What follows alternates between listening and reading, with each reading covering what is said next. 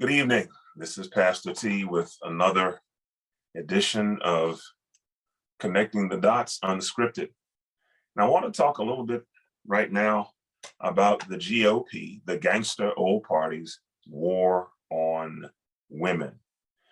Most specifically, their war on the productive choices, reproductive choices that women have, and very specifically, a war on the wombs of women. They want to be able to control what women do with their wombs.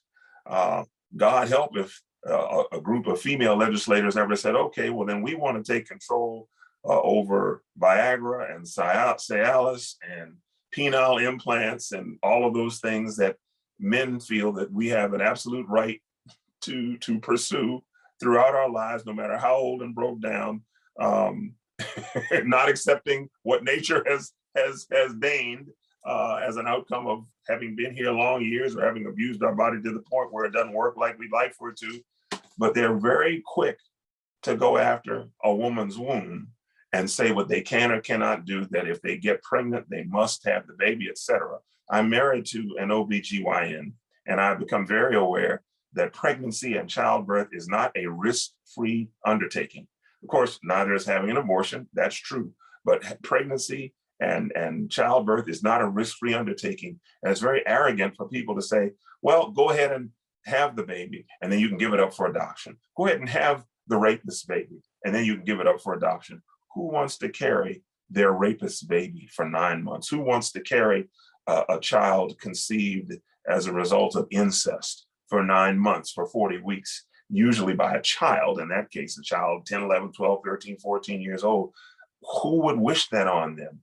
And yet these people want to have such a narrow exception. I don't even know, some of them don't want any exceptions, which means that if the baby is determined not to be viable, they don't care, carry it to term, or until you have a natural miscarriage later on in the process, where there's more risk to you, more stress on you emotionally, etc.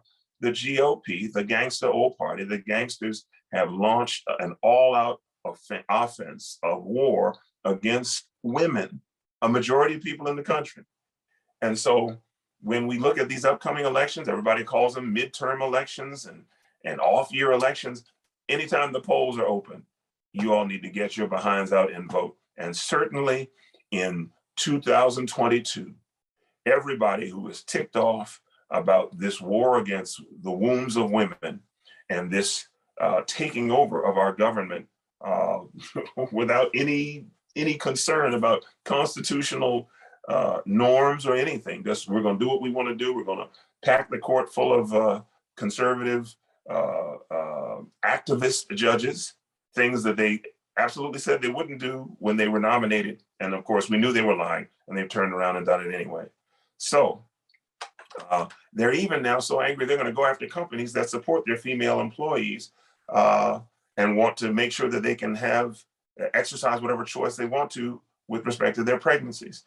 They also want to control birth control. So it's like, we want everybody to get pregnant so we can have more babies. And I guess in their mind, with their connection to the white supremacists, or since it's all fiction anyway, the white fictionalist ideology, we want everybody to get pregnant, and we're hoping a whole lot more white people get pregnant so there can be more white babies and keep the numbers the way they are in the country and whatever.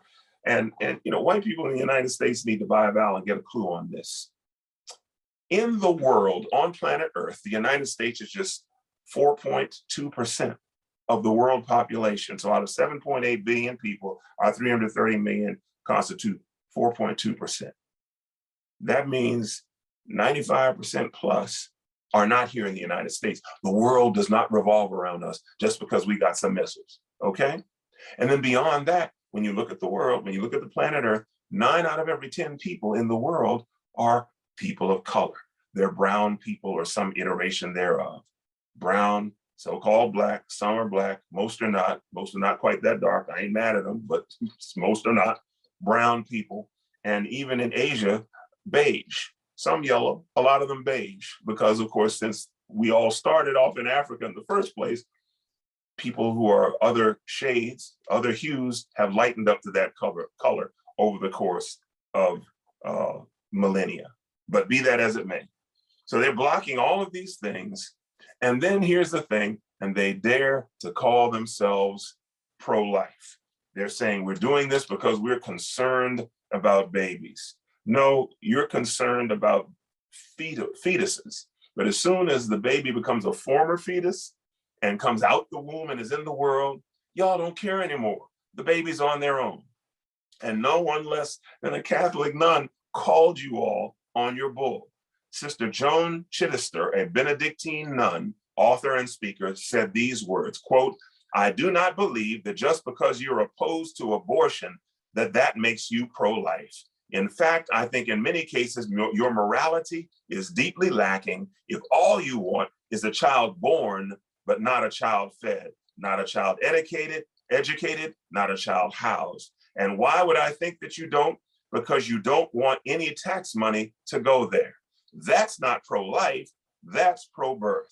We need a much broader conversation on what the morality of pro-life is," end quote. That's Sister Joan Chittister, a Benedictine nun, calling the so-called pro-life movement in the United States on their bull. They're not pro-life, they're pro-birth. Because as soon as the baby gets here, they no longer care, you're on your own. They'll be very concerned for the mother and the life of the unborn child. And as soon as the child is born and born in terrible circumstances, they don't care. If you were really pro-life, you would support universal pre-K for all children in the United States, pre-kindergarten. If you were really pro-life instead of pro-birth, you would support universal health care and universal dental care for all Americans, so that there's a greater quality of life without driving people to the poorhouse and into bankruptcy to help pay for these things. If you were really pro-life instead of pro-birth,